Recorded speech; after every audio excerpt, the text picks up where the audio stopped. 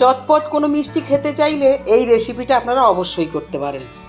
দেখুন, এটা গোবিন্দভোগ চাল নিয়েছি। গোবিন্দভোগ চালের সাধারণত আমরা পরমান্ন বা ফিরনি করি।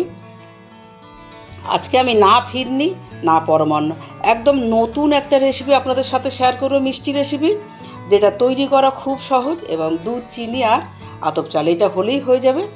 আতপ চাল নিয়ে দিলাম, গোবিন্দভোগ আতপ চাল। দেখুন, এই বাটিটার একটা মাপ করে আমি চালটা নিয়েছি। আর গরম জলে ভিজিয়ে রাখবো 1 ঘন্টা সময় মতো, এটা ভিজিয়ে রাখবো। নমস্কার, আমার বৈষ্ণব রসনামৃততে সকলকে স্বাগত। 1 ঘন্টা নয়, প্রায় 1.5 ঘন্টা সময় লেগে গেল আমার কাজটা সারতে। 1.5 ঘন্টা সময় পরে আমি ফিরে এলাম। মোটামুটি 1 ঘন্টা সময় হলেই কিন্তু ভিজে যাবে। এবার হাতে যখন আপনার সময় হবে তখন করবেন। এবার এটা একটু ছেঁকে নেব, ছাঁকনির মধ্যে ঢেলে নেব। এবার একটা মিক্সিং জার নেব, মিক্সিং জারের মধ্যে আতপ চালটা ঢেলে দেব।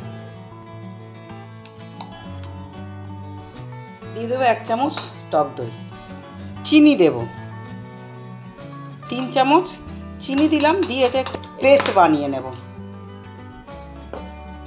পেস্ট করে নিয়েছি, এবার আবার বাটিতে ঢেলে নেব।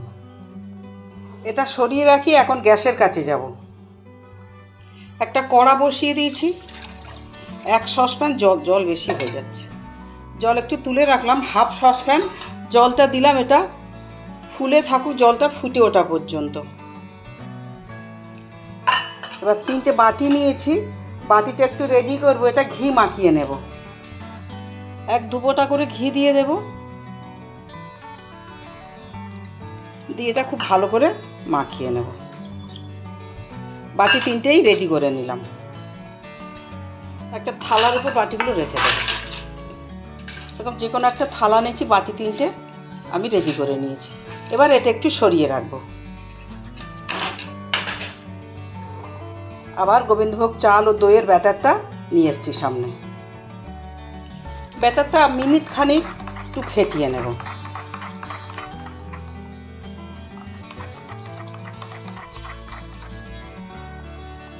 সব শেষে ইনো দেবো। ইনো সবটা দেবো না, দেখুন অর্ধেকেরও কম ইনো দিলাম। ইনো দিয়ে আবার ভালো করে ফেটিয়ে নেব। আর ঘনত্বটা এরকম থাকবে, খুব পাতলা না আবার খুব ঘনও না। এটা আরেকবার লাস্ট রেডি করে নিচ্ছি। ব্যাটারটা রেডি করে নিয়েছি, এবার বাটির মধ্যে ঢেলে দেব। বাটি রেডি করে নিয়েছি, এবার গ্যাসের কাছে যাব। দেখুন জল ফুটে উঠেছে। আমি এখন হিটটা কমিয়ে দিচ্ছি বাটিটা রাখার জন্যে। 3টে বাটি দিয়ে দিলাম। এবার উপর দিয়ে একটা ঢাকা দিয়ে দেব। উপর দিয়ে ঢেকে দিলাম।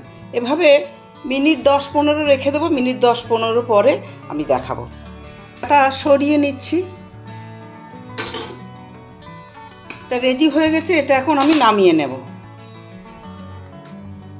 নামিয়ে নিয়েছি এবং এটা 500 ml গরুর দুধ ছেঁকে আমি চাপিয়ে দিয়েছি। এটা এখন গ্যাসের হিট ফুলেই রেখেছি।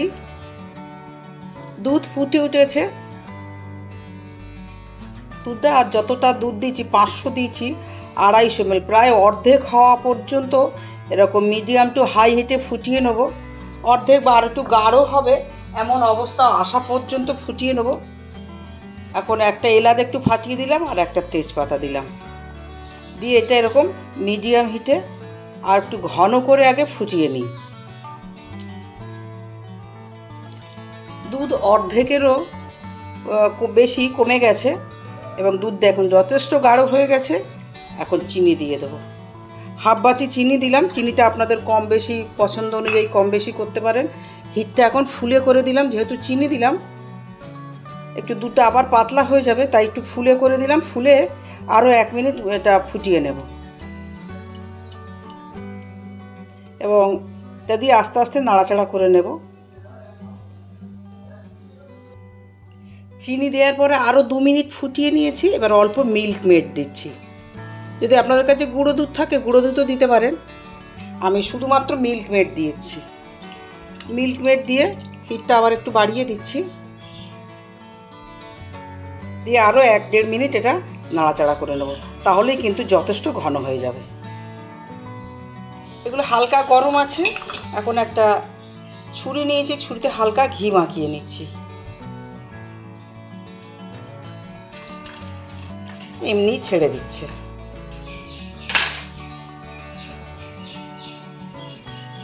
এগুলো বাটির মধ্যেই থাকবে। কাঁটা চামচ দিয়ে একটু ফুটো করে দেব। কড়াই নিভিয়ে দিয়েছি, ক্ষীরটা রেডি হয়ে গেছে। এই গরম গরম ক্ষীরই মধ্যে দিয়ে দেব। গরম অবস্থাতেই দিতে হবে। গরম অবস্থাতে দিলে তাহলে একদম ভিতর পর্যন্ত প্রবেশ করে সুন্দর হয়ে যাবে। তাই আমি ক্ষীরটা নেবানোর সঙ্গে সঙ্গে গরম অবস্থাতেই দিয়ে দিচ্ছি। ওকে কাঠবাদাম আর কাজু ছড়িয়ে দেব। এতে একটু রেখে দিলে ভেতর পর্যন্ত একদম মজে যাবে।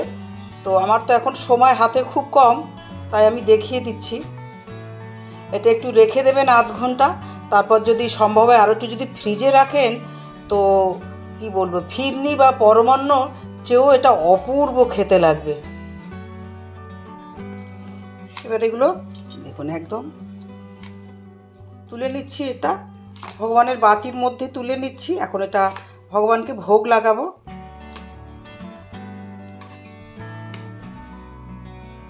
দেখেছেন,